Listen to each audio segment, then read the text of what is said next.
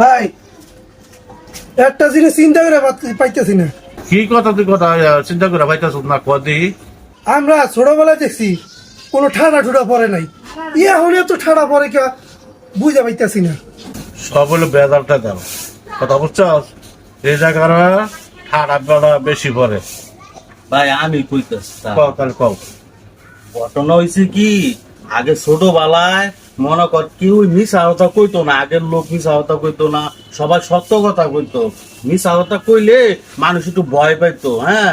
কিংবা এই যে ঠাডা ঠোডা যে এখন পরে কে লেগে জানুনি, এটা হয়েছে গিয়া মানুষে ভাইয়ের জমি ভাইয়ে নেয়, বাপের জমি ফুলাই কাইরা নেয়, মানুষেরটা মানুষ জোর করে জুলুম করে নেয়।